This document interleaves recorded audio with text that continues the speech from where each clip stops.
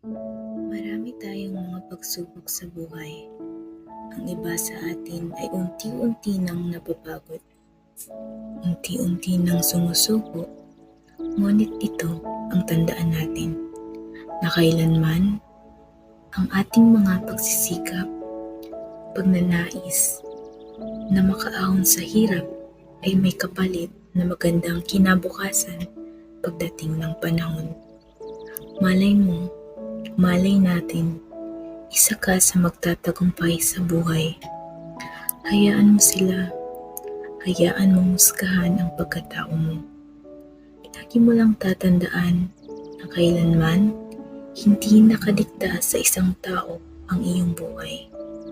Patuloy ka lang hanggang sa unti-unti mong maabot ang iyong pangarap sa iyong pamilya at sa iyong sarili.